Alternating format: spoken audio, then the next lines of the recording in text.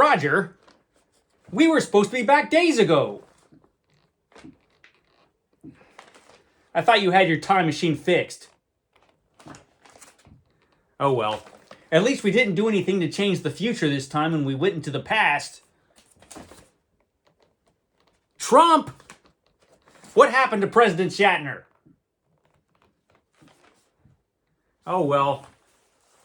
Hello, my friends. Hello, and welcome once again to the adventurous Vaughn Manor, where Roger and I have just returned from an adventure through time. Where nothing went wrong at all. No, nothing went wrong. Anyway, we are back, so I can do my weekly reading report a little bit late. Wee bit late, but that's okay because it is going to be a weekly reading report of adventure. It's full of adventurous stuff this week, Roger. So let's find out all the exciting things that I read a week ago, or 2 weeks ago, or years ago. I don't even know. You know, you travel through time, it gets a little confusing. But that's okay. Let me break out my list for the 500 book challenge. The challenge where I have to read 500 books that I own before I'll buy any new ones. Where was I the last time I did this? Okay, the last time I did this particular program, Roger, I had read some Weird Tales issues, and then I moved on to book 282, which was this book, Superman for All Seasons, which was pretty good. So I read Superman every day of my life, as we all should. For a better tomorrow, Roger, we need to read Superman every day, but I read Superman every day. But this was a Superman story that I had not read for years. It came out in the late 90s, I think. And I thought it was okay when I read it. There were some things I liked, some things I didn't like. I did a whole video on this, so I won't go on and on about it. But it is pretty good. I have to say it's pretty good. I don't particularly like Tim Sale's artistic vision of Superman, since he just looks like a big doofus and just looks doofusy the whole story. But the art itself is pretty great throughout. The late Tim Sale was pretty awesome, and he did a great job on this book, even though I think his version of Superman's a big doofus. Jeff Loeb turned in a really good story. I think he accomplished what he was trying with the story. Don't always get along with Loeb, but he did good here. And if you really want to know everything I thought about it, check out the last Epic Comic Book Wednesday I did, which I guess was over a week ago. Time travel. Anyway, yeah, so I read that. That was book 282, so which brings us to 283, a book full of adventure, Roger. A book full of adventure. Where is it? Let me get it. Hold on. Here it is.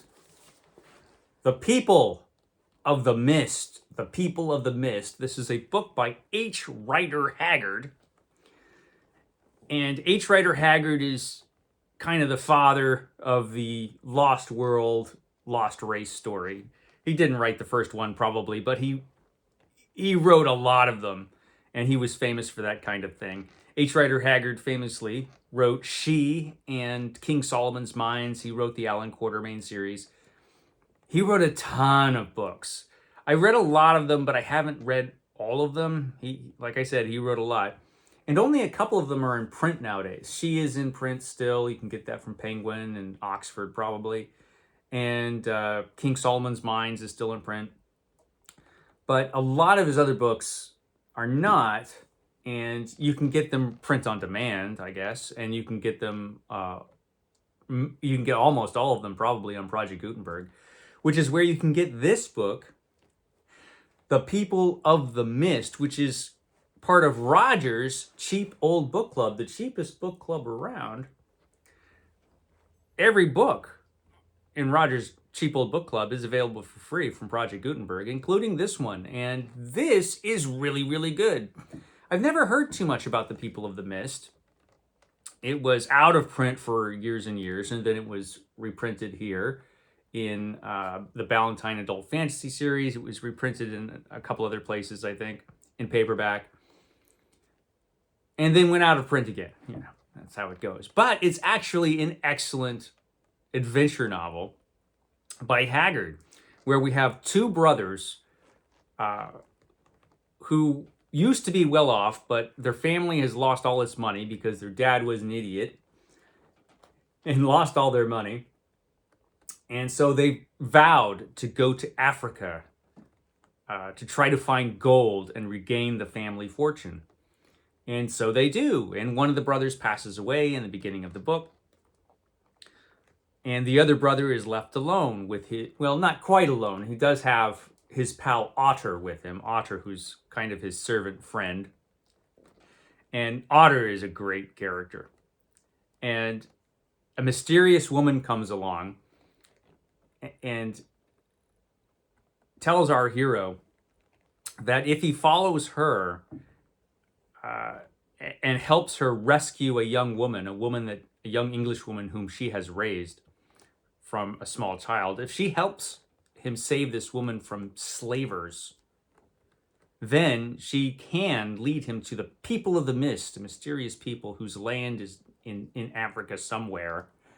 And in this land, he could just like get a ton of these rubies and become super rich, which is what he wants to do. But first, he has to come and help rescue this young woman. And so he agrees because, you know, he figures what's he got to lose. And it's excellent. I mean, the scene where he rescues the slaves and this young woman was fantastic. Just a great action sequence full of suspense and action and adventure. This is an excellent adventure book. I think it's probably one of the best H. Rider Haggard books I've read. Really interesting characters in it.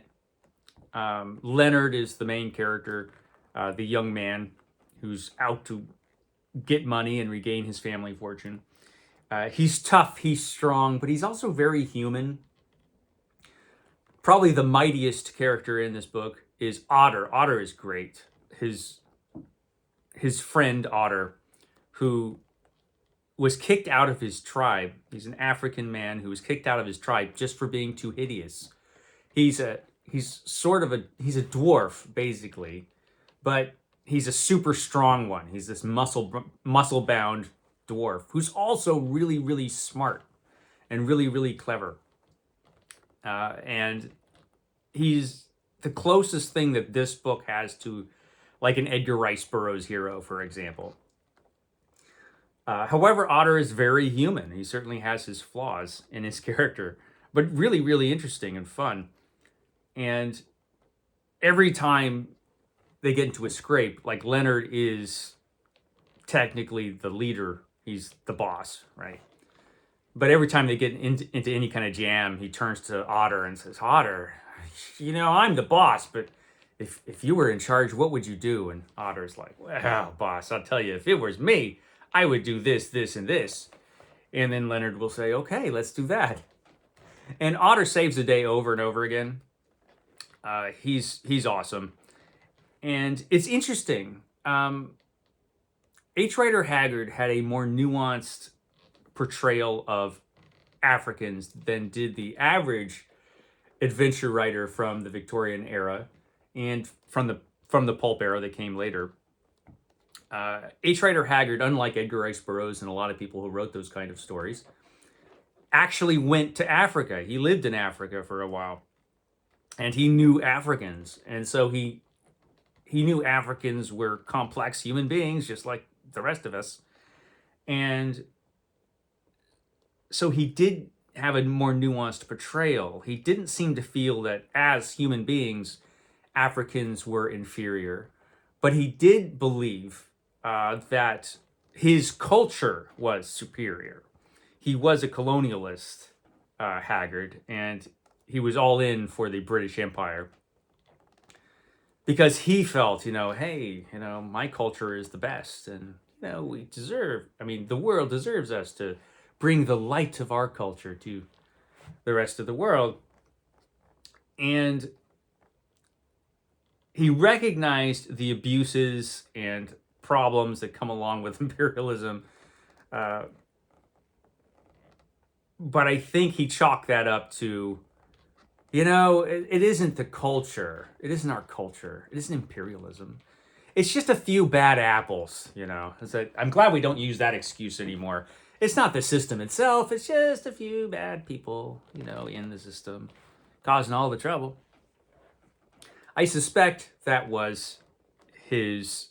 I think that's the way he rationalized it. Although there must have been a lot of mental gymnastics for him to be able to, because he was an intelligent man, and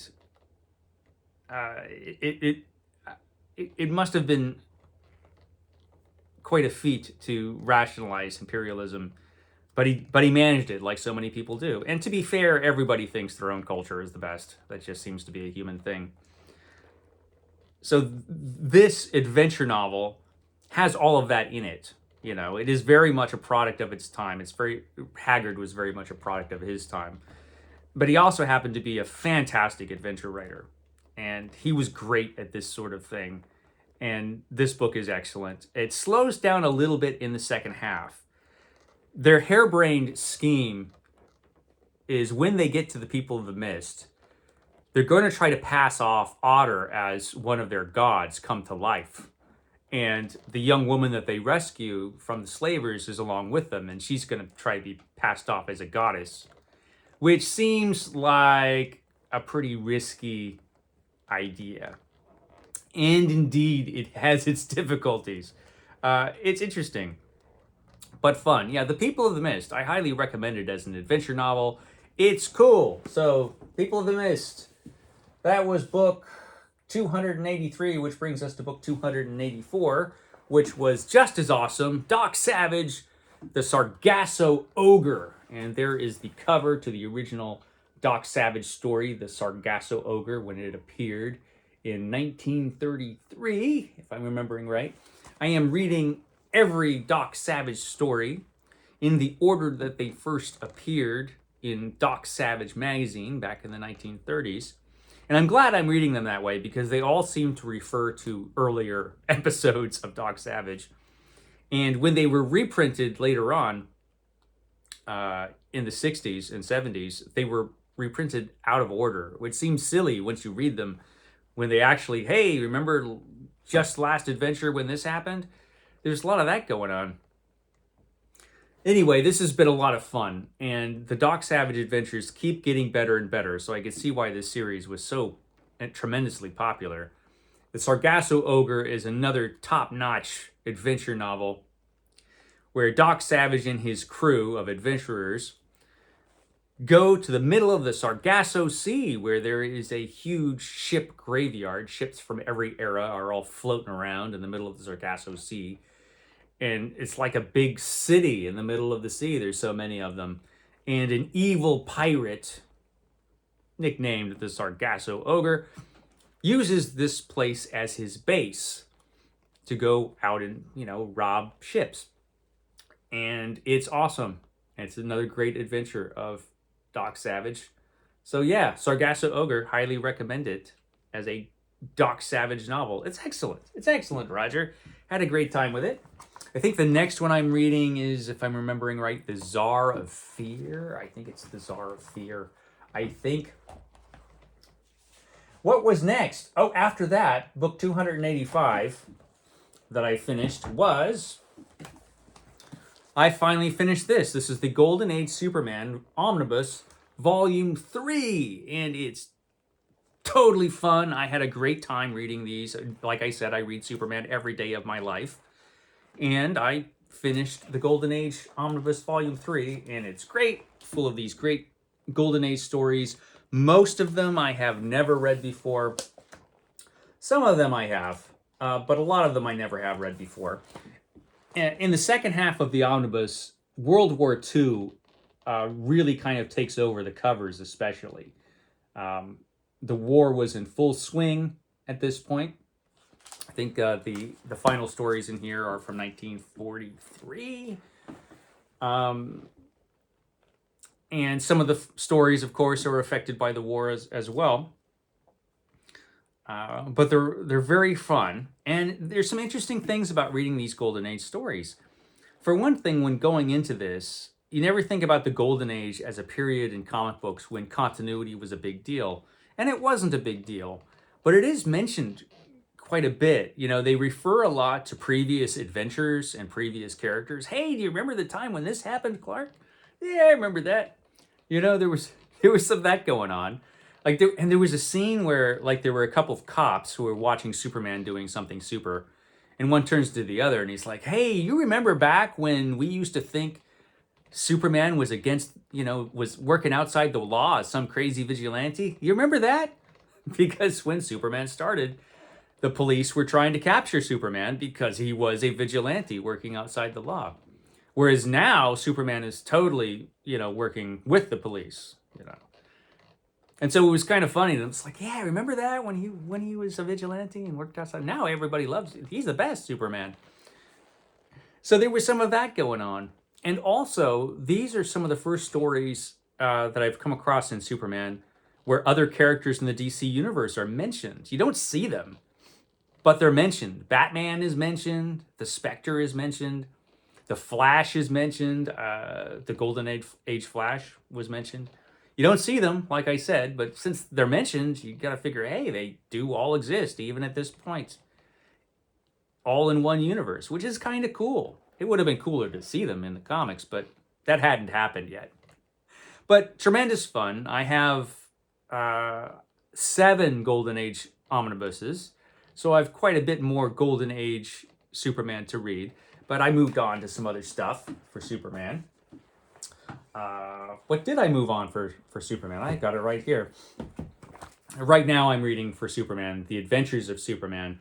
This is a series from 2013, which is kind of an anthology series, which features the original proper Superman at a time when the New 52 was going on. So when this was published in 2013, these comics, it was the New 52 Superman, which is not my favorite version of Superman. DC decided to revamp and restart and reboot their universe once again, and we got a dorky Superman. But this Superman is awesome. I guess they felt like, we should put something out with the real deal. And so they did. And it's pretty good. It's an anthology series, so some of the stories are good, some of them are not so good. But yeah, I'm reading this right now. And what else am I reading right now? Well, let me talk about the other thing I have been reading, which is the Fantastic Four. I am reading every issue of the Fantastic Four from the first run of the Fantastic Four, which ran from 1961, right? 1961, I think, until 1996, when Heroes Reborn happened. And the original run of the Fantastic Four was canceled. At this point, I am in 1990. 1990. So the 80s are coming to a close. And the previous run on Fantastic Four was not very good. You've seen me complain about it for the past few weeks. But now Walter Simonson has got his hands on the book. And after doing a bang-up job on Thor, who he includes in some of his first few stories, after doing a bang-up job on Thor, he moved on to the Fantastic Four, and he did great. And it's back to being awesome, and I'm having a great time with the Fantastic Four. The next thing I have to read is actually an annual, and it's part of another event, which is Days of Future Presence. And the last section of this epic collection is all a bunch of X-Factor, X-Men stuff. So apparently Fantastic Four crossed over with the X-Men and the X-Factor. I was not reading Fantastic Four at this time because this book just lost me with the previous terrible run. Walter Simon did an interesting thing when he took this over, because he could have just restarted everything he could have set everything back to status quo. You know, he could have just gotten rid of the she thing. And at this time, Ben Grimm was not the Thing. He'd lost his Thing powers. Occasionally, he wears a Thing exoskeleton suit to make him like a pretend Thing. But he's not the Thing. And so when Walter Simonson took it over, he could have just changed all that instantly in one issue and had them back to normal. He didn't do that. And so he starts it up, and things are just like they were during the previous run. And so Ben Grimm at this point is not the Thing. The she Thing is still part of the team. But he does a very good job with what he's working with. And he actually makes the she Thing an interesting character, which I wasn't sure was possible. But he does it. And so this is fun. This is a good era of the Fantastic Four. And of course, it's fun to see Walter Simonson draw Thor again, which he did in some of these issues. So yeah, this is where I am at with the Fantastic Four. It's back to being awesome. And also, right now, I am reading a fantastic book for Sumerian September. It is Sumerian September. Happy Sumerian September, everybody. And for that, I am reading Robert E. Howard's El Borak and Other Desert Adventures. This is part of the Del Rey set of Robert E. Howard. Great set of books with Robert E. Howard's greatest characters, including El Borak. And I have not read any El Borak stories forever. El Borak is like the ultimate tough guy. Texas gunfighter at the beginning of the 20th century who goes and has adventures in Afghanistan. And he's so incredibly tough. This guy is the ultimate adventurer. El Borak. Just so much fun, these stories. So good. These stories are so good. Robert E. Howard does lay it on a little thick by talking about just how great and tough El Borak is. I mean, everybody else is lesser. You know, every time he gets like hit or has some injury, it's always something that would kill a lesser man, you know. But not El Borak, because he's just that tough. And it's awesome. There's a story I just read, The Daughter of Erlich Khan, where El Borak is having this tremendous adventure, but he hasn't slept in like days. And so by the end of this adventure, he's completely exhausted. And that is depicted very realistically. I've been in situations where I've been so exhausted from not sleeping for days where where things literally become blurry when you try to focus on them. And that's what happens to El Borak at the end of this story. And when I was reading that, I'm like, wow, I've been there. I know how that is. Unfortunately, I'm not as tough as El Borak. Almost. Great fun. And now I'm reading a short novelette kind of thing, Three Bladed Doom, which is great. That's great. Which was one of the stories that L. Spragg Camp desecrated by turning into a Conan story, because El Borak and Conan are just the same, right? They're not actually at all. But the original version is fantastic, and you could find it here in El Borak and Other Desert Adventurers. And yeah, so I haven't gotten very far in this. This is a big book. It's like 500-something pages. I'm at page 119. So I've got quite a bit of El Borak yet to read, but it's great. Also, we got some things in the mail, Roger. I got something in the mail that came from the faraway land of Britain, and the lady of the manor actually had to sign for it. I don't know if we've ever signed for a book before that came in the mail, but this came from our old friend, A.B. Frank. He sent us a book. This is In Plain Sight Unseen, which is a collection of Victorian horror stories, I believe. A.B. Frank was one of the first people who ever watched and commented on my videos. He was watching this dumb channel back when nobody watched it.